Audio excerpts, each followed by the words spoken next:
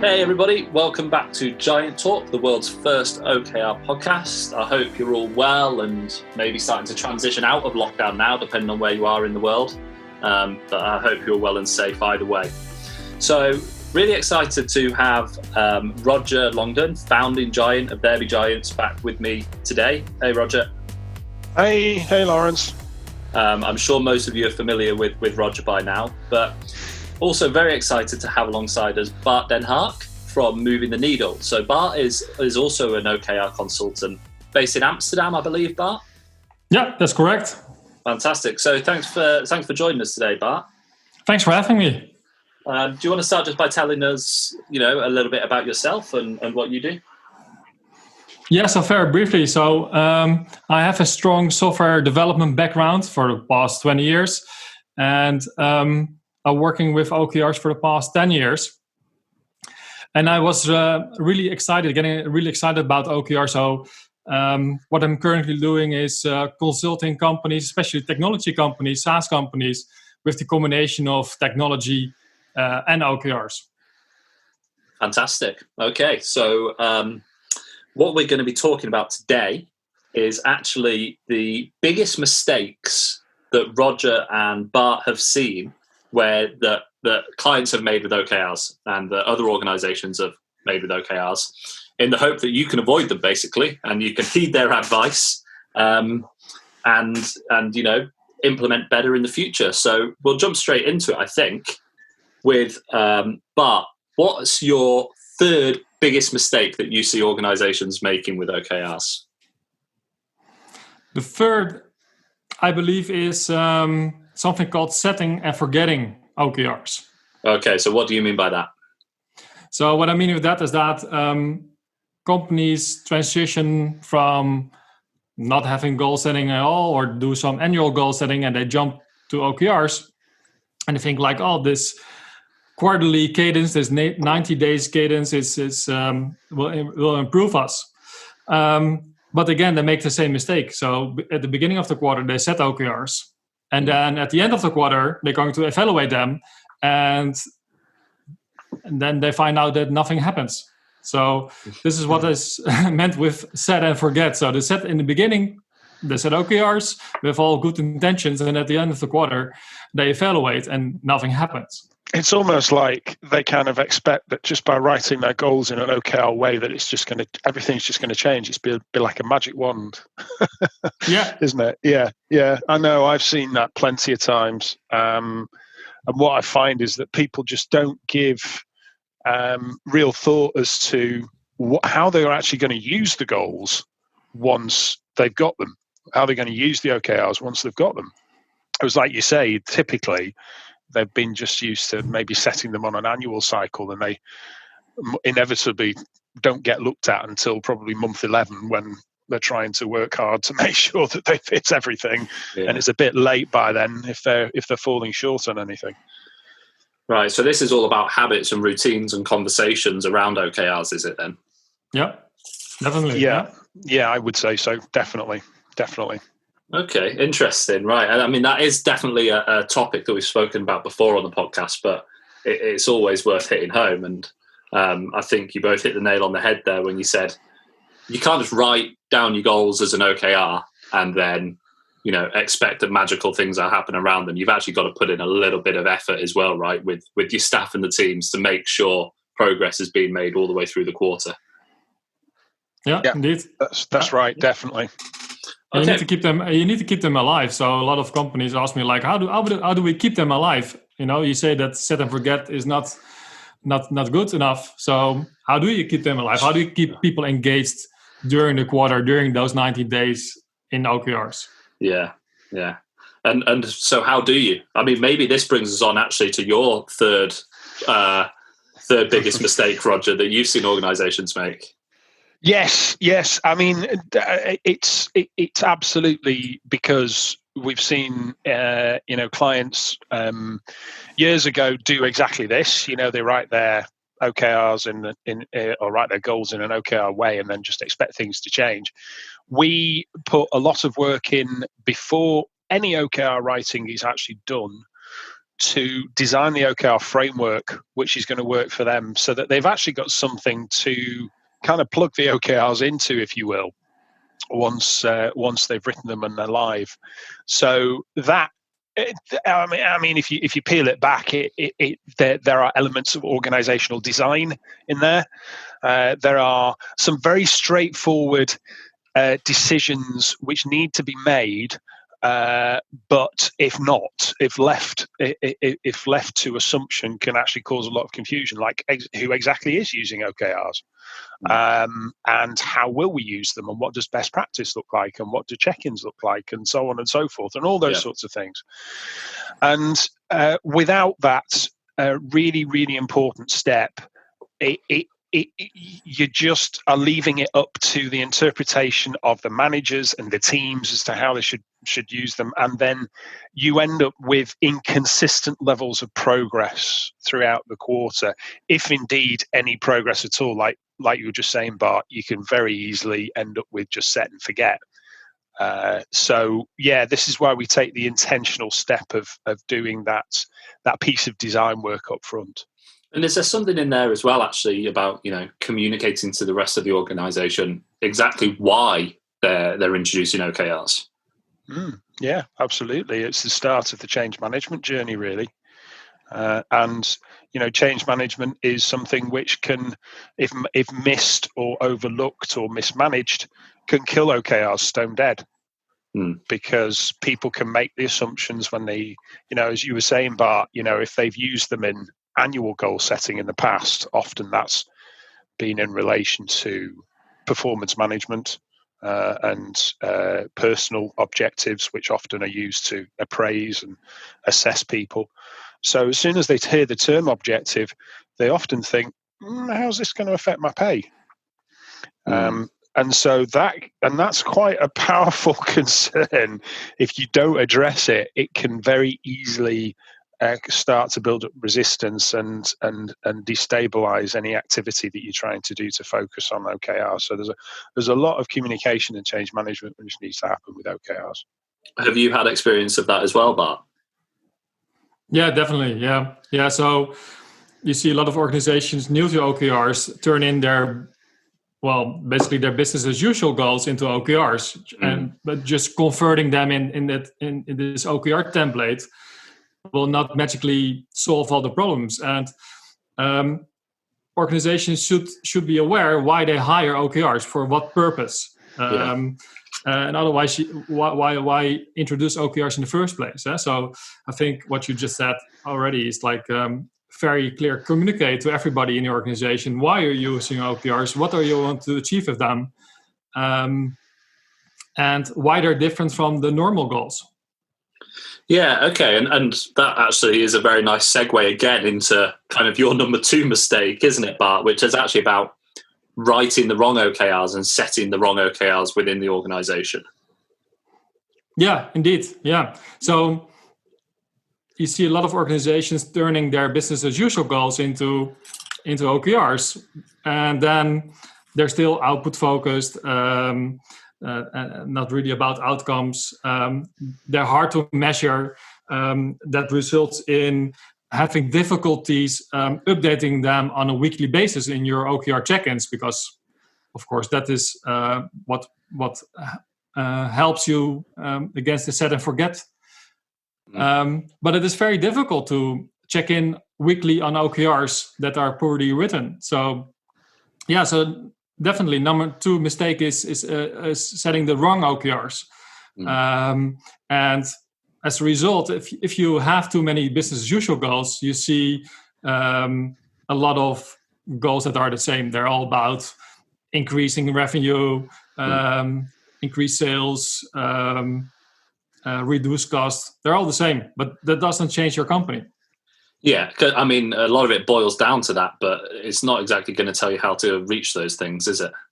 Exactly, yeah. And I think mentioned... Go on, sorry. Yeah, sorry. Yeah, so those are the things that you're going to do anyway, right? Yeah. So let's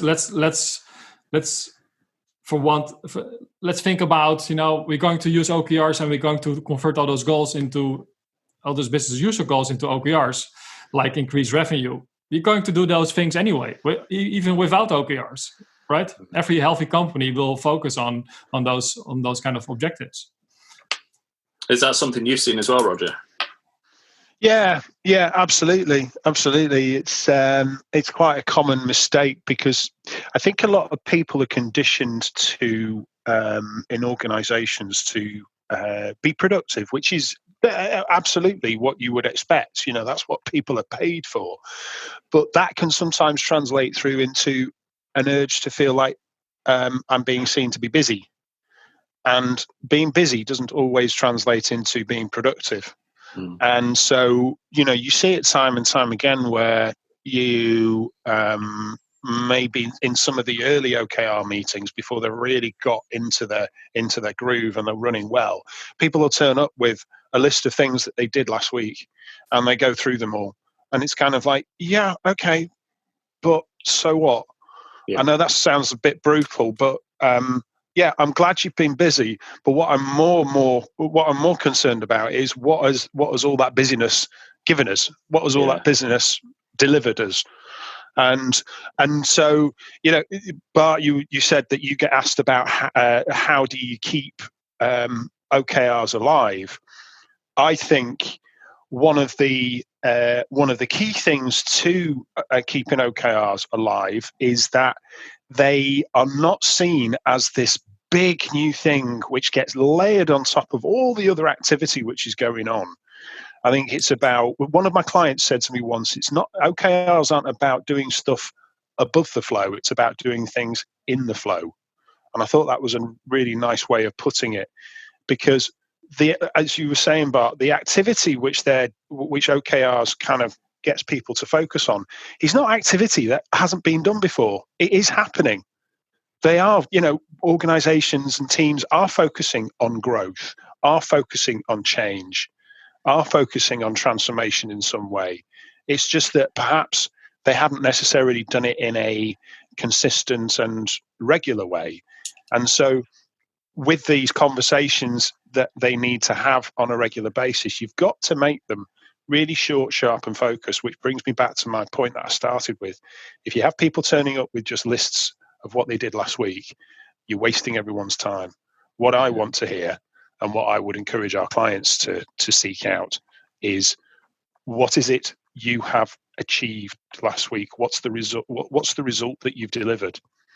And how's that moved the needle on the OKRs? That's the most important thing, not things that you've got ticked off. And that sounds like quite a subtle shift, but actually it'll have a dramatic difference, won't it?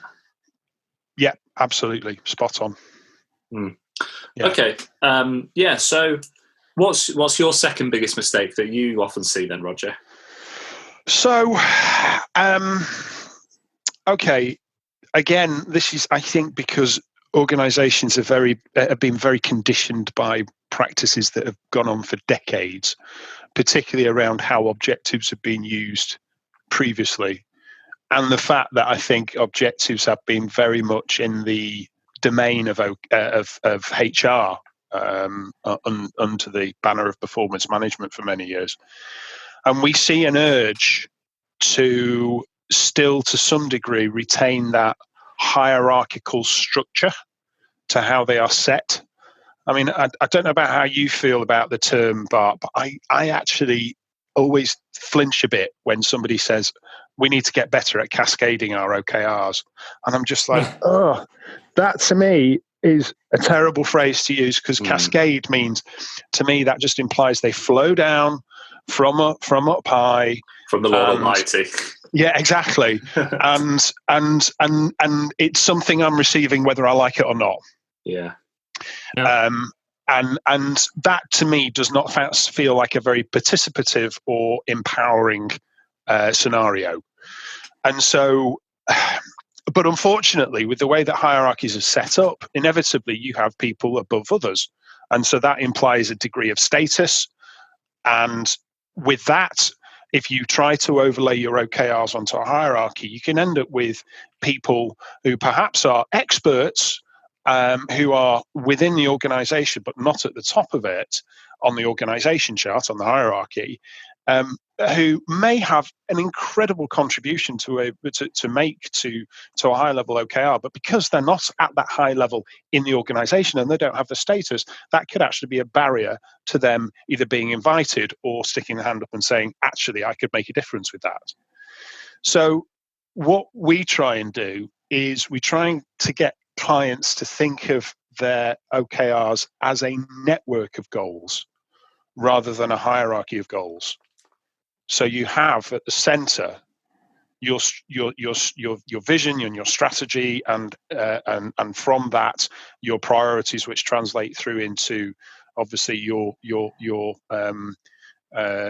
typically your 12-month OKRs, and then spreading out from those 12-month OKRs, you then have further nodes which represent the next level, which would be, perhaps 3 or 4 month OKRs. So you're seeing a dissemination out from the center rather than a cascade down from upon high. Yeah, because I think what it's worth saying there is that those next layer of OKRs doesn't necessarily translate directly onto the C-suite or the senior leadership team. It translates onto where the strategical priorities are for the business. Yeah, absolutely. Not just cascading down a hierarchy of staff. Yeah, that's a really good point, because if you stick to that hierarchical thinking, then you kind of inevitably, and again, I don't know whether you see this, Bart, please do, tell me if you see otherwise, but I often see where they're still stuck in that hierarchical mindset, they push the OKRs down through functions, and you don't see much cross-functional working, which is certainly what we see as a massive benefit of OKRs.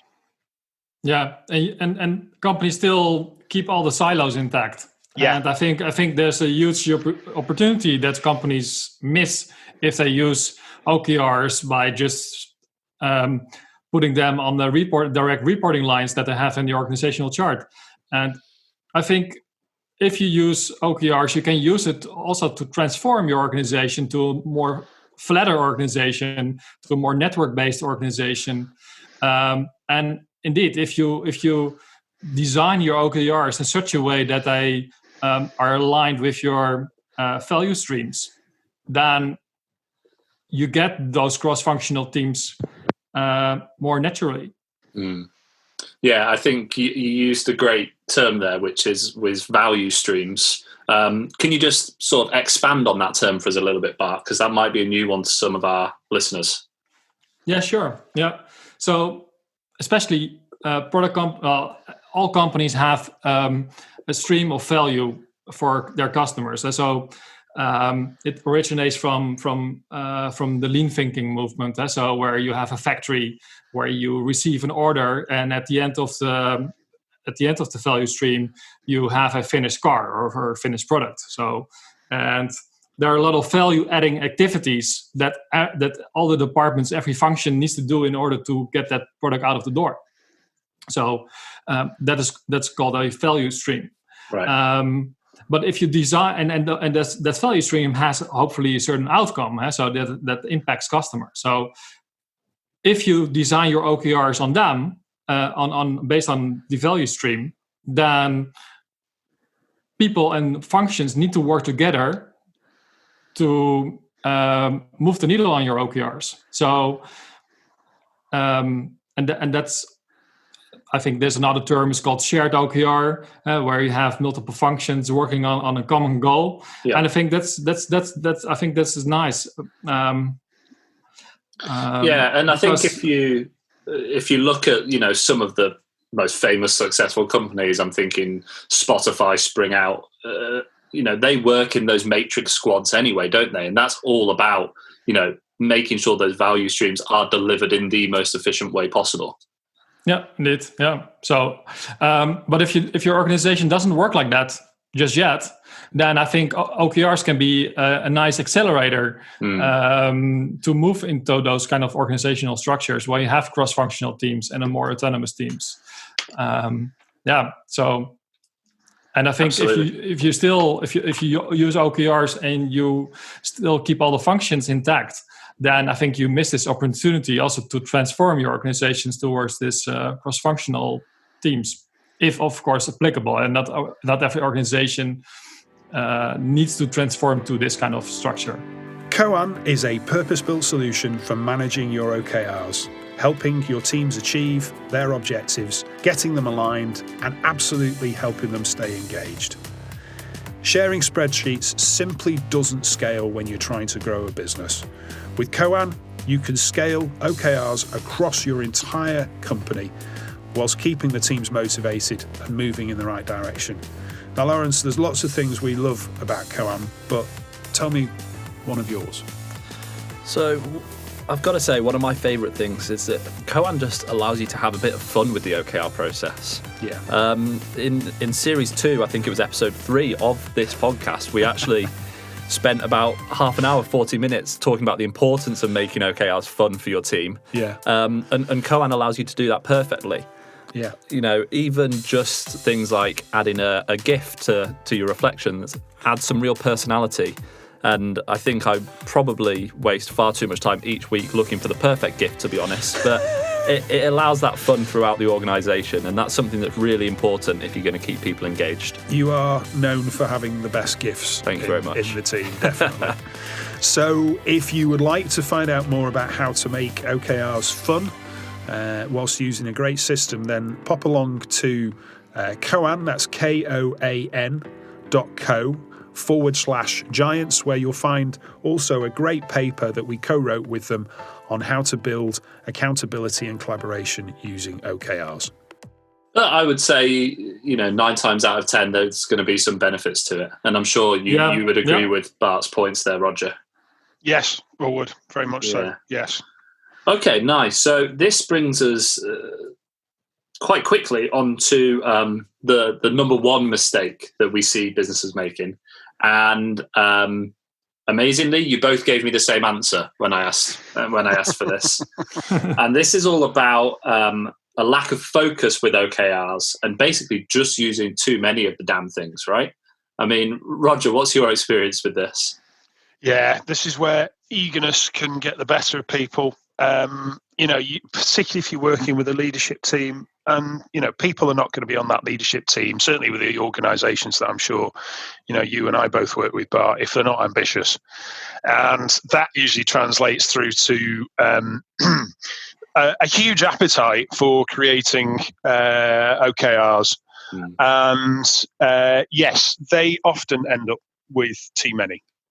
And sometimes it depends on the team we're working with, and we kind of gauge it. Some of them are perhaps happy to be kind of challenged and whittled down at the setting stage. Others prefer to kind of let themselves run with the first 3 months and then learn from their kind of that their eyes are bigger than their belly, so to speak. I mean, I don't think I have worked with a client that has, certainly at the setting stage on the first pass, tried to set a huge amount of objectives. Yeah. So you've got an interesting philosophy on this, Bart. Do you want to tell us about it? Yeah, I'm a little bit more aggressive here, and the reason for that is that OKRs are all about focus and extreme focus. Christina Watzke calls it radical focus in a startup context, and I've translated that also to larger organizations where you have like a single OKR, a single objective, and a couple of key results for every 90 days. And that's on all levels. So that's on the company level, that's on team level. So in all levels in the organization, every 90 days, you only have a single OKR. And I think the first time that I will say this to customers is like, well, are you crazy? We have too much stuff to do. We have too many priorities. Or they've been advised by a large consultancy, a strategic consultancy firm, and they have just a whole bunch of objectives for that quarter or maybe for the year.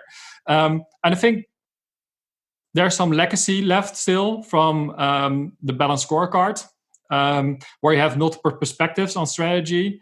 And then the idea is that you develop from each of those perspectives. So from customer perspective, finance perspective, process perspective, you develop objectives and key results. So you end up with at least 4 or 5 of those objectives. But if each of those objectives has a couple of key results, and then you're going to invite all teams, all departments to contribute to those objectives, there's always a placeholder where you can actually put your thing. But also, and that also ties back into the business as usual. All those things, we want to increase profit, we want to reduce costs, we want to improve processes. These are things that you're going to do anyway, right? So I think they strongly belong to KPIs. So this is stuff that you're going to do anyway, and it's really important to measure them and to keep an eye on them. But this is stuff that belongs in KPIs. So instead, ask the question, like if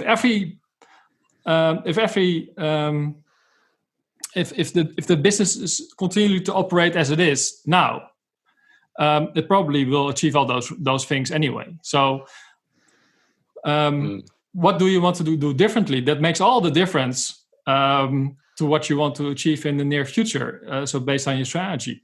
And I think the most difficult thing in strategy execution is changing people's behavior, right? So and there are 2 types of behavior changes that the company wants. One is they want to change customer behavior because there's something wrong with the product, or maybe they want to have better user engagement, or the customer is not behaving in a certain way that, for example, increases profits or increases growth, or internal employee behavior needs to change. So rather than focusing on all the stuff that you can do from this and looking from this different perspective, what's the one objective that will change everything? What's the one objective that focus more on changing the way how people behave? And again, that can be either customer behavior or internal employee behavior. And if you put it like that, then there's only one thing. So you can only focus on one behavior change aspect per 90 days. Otherwise, it's too much, right? You can't change too many behaviors, even with customers at the same time. So this is where OKRs come in, and this ties also into more outcome thinking. So because all outcomes are actually changes in behavior, and it's also easier to capture them. It's easier to come up with good measures for your key results. So at the company level, every 90 days, think about what kind of behavior change do you want, either in your customers or in your or maybe even in your employees. And if you use OKRs for this kind of purposes, then I think you can do wonderful things. I think this is what you can. This is the stuff that you get closer to the 10x, to your 10x goals. For example, look at YouTube. They had this 4-year long OKR, and one of their key results, or they call it objective, but actually a key result, is 1 billion hours of watch time per day. Right? So that key result, 1 billion hours of watch time per day, or they call it objective, but I think it's still a key result. But agreed. 1 billion hours of watch time. In order to get there, customers need to change their behavior, and I think everybody understands, or everybody now is familiar with this auto replay or autoplay functionality in YouTube. This was one of the features that I've implemented to make sure that this behavior is increasing. And I think this is just one example, of course. But if you're focusing on this behavior change, I think you can achieve massive things. But it's really difficult for people to think like this. Yeah, the angle of behavioural change is an interesting one. I mean, I agree that there's a whole, I think, cultural shift which needs to take place if OKRs are to be really, really successful and genuinely feel different to what's gone before, where objectives have been concerned.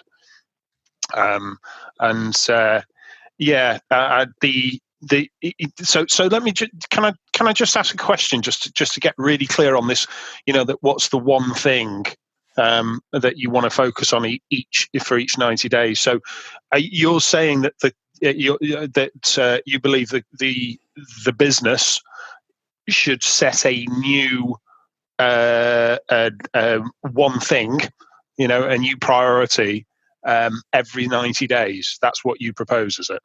Yeah. Right.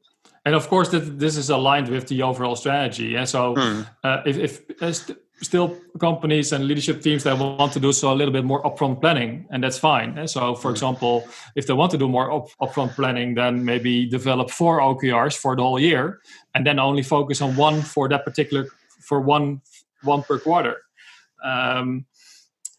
But yeah, you still do one at a time. So what's your thoughts on that then, Roger? I'm just, if I may, I just want to ask Bart another question on that. I mean, what do you advise a client to do when perhaps they choose their one thing and they're a couple of weeks in, but then something arises that's either a significant opportunity or a significant threat that they cannot wait until the end of that particular quarter? Either they have to drop that one thing that they originally had and take the new one as the one thing, or that they end up with 2 things. What's your advice in that respect? Yeah, I think it depends. So if you really want to focus, that I think focusing on those 90 days is really powerful. And then when something a new thing pops up, then you need to decide, of course, if it's something that is out of your sphere of influence. Then you need to make the decision, like, is it so important for our company? Yes or no? Then we need to leave maybe the other OKR. But I think then you miss an opportunity for learning, and OKRs is a learning journey. So at the end of the quarter, you learn from your OKRs and then continue to the next one. But of course, I also have customers that had, during the Corona crisis, they said, like, things are changing so fast. New things are popping up. We need to have a more rapid feedback cycle. So I know some customers, they went for a monthly cycle. So they only focused on those behavior changes like every 90 days, every 30 days instead of 90 days. So that's another way to. Of course, it depends on how large the organization is. But I think the more larger organizations, I think 90 days is just perfect. And then after those 90 days, you can focus on something else. So can I just qualify, by large organization, sort of roughly what sort of headcount are you calling large there? Yeah, I think 200 plus employees. 200 plus, right? Okay. Yeah. Because you know what, I think for that sort of size of organization, in terms of, and particularly like you said, you work with SaaS companies, which do run at a very fast pace typically. Yeah. And I can see how perhaps a single 90-day priority could work in those situations relatively well. Where I think some of our clients would really struggle with that, I'll give you an example. Actually, one of our clients is a large corporate down in South Africa, and they have created a whole team. Well, they've created this organization called the Growth Engine, which is a great name. But within that, they've got strategy and business transformation, they've got innovation, they've got sustainability, they've got all these teams that are looking to transform the whole of the organization. And for them to just go with one goal every 90 days would not work. Maybe one per team, definitely. Maybe one per team, but they would not. They would push back, saying we've invested in all this resource so that we have the capacity to move forward on a number of fronts at the same time. All right, we don't want to overload ourselves, and it's my job to make sure that they calibrate themselves correctly. But I think I think as the organisation grows and it's got more resources to perhaps focus on maybe more than just one objective at the same time, I think they could probably scale up to maybe 2 or 3 on a 90-day cycle. That's my thoughts. Yeah, so I know organizations that I have 20,000 employees, and they still have like 1 or 2 OKRs at the top level.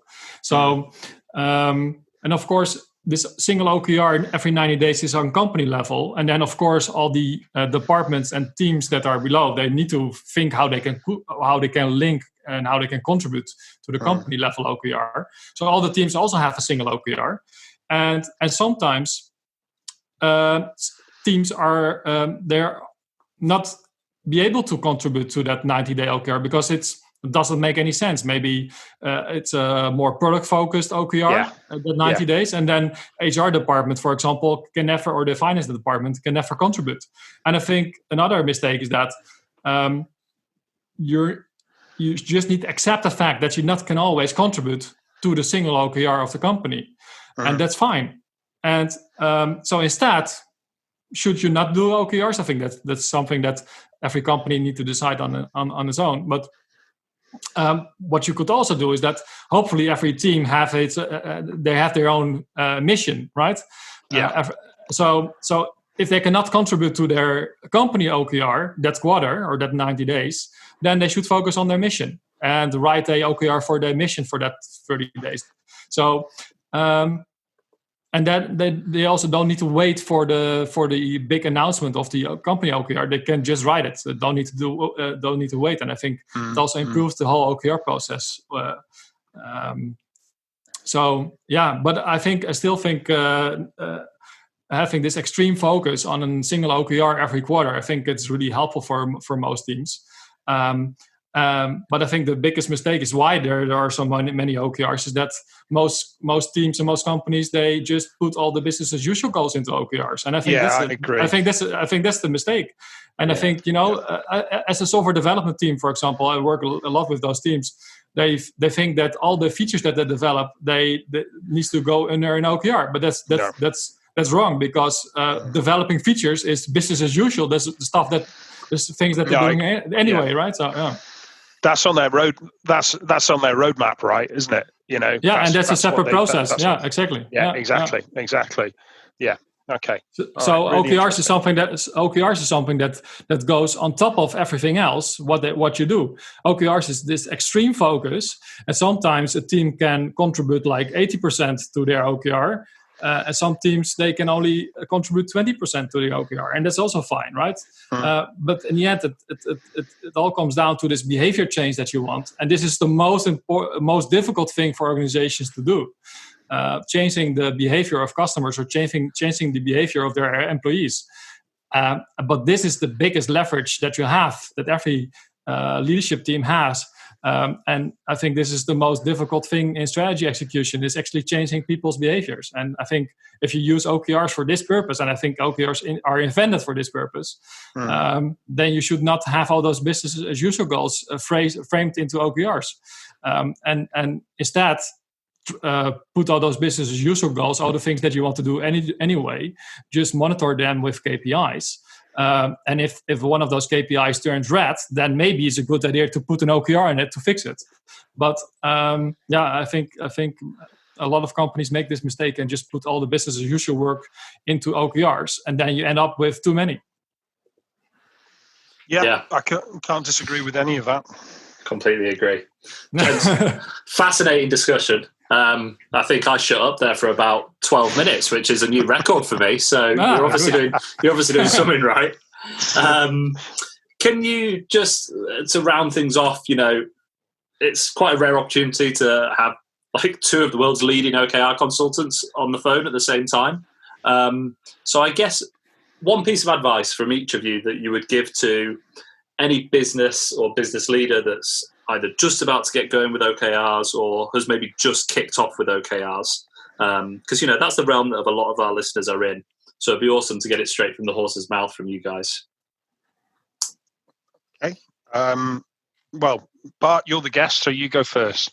I think every company, large or big, if they want to start out with OKRs, and hopefully this initiative comes from the leadership team, then my advice is always let the leadership team struggle with OKRs for maybe a couple of quarters, focusing on one single OKR. They don't need to publish it, maybe even throughout the whole company, so they can keep it private to their team, maybe.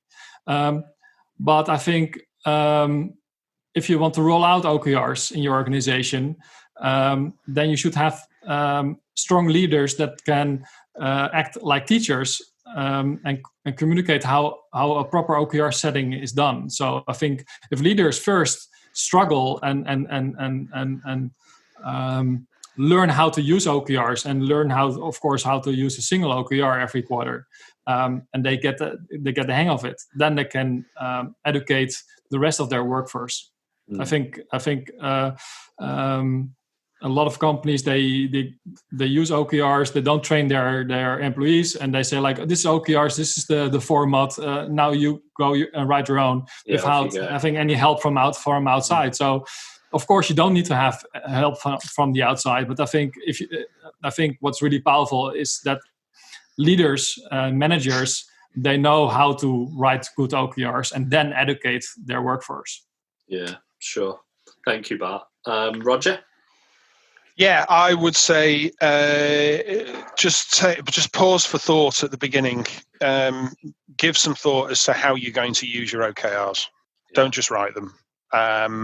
Give some thought as to how you're going to use them, what you're going to do with them once you've written them, how they're going to be kept alive, how they're going to continue to have influence for the period that they're going to be alive for. Yeah. Because that is going to require some perhaps changes in routines and maybe even some shifts in behavior. So, and that doesn't just happen just by writing an OKR. There has to be some intentional activity there. So, just give some thoughts as to designing what it is that the OKRs are going to get plugged into. Yeah, completely understood.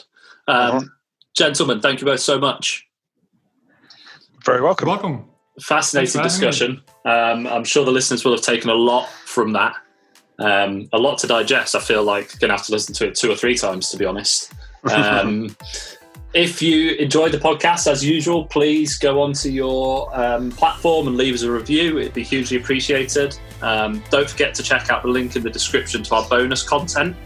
And also make sure you're following us on LinkedIn or Twitter, because we've started doing live podcasts every month now. And they're your opportunity to put to the experts that we get on your questions to be answered there and then on a live discussion. So it'd be fantastic to see some more of you joining us for those. And we announce those on LinkedIn and Twitter, so look out for that. But until next time, stay safe, stay healthy, and that was another episode of Giant Talk.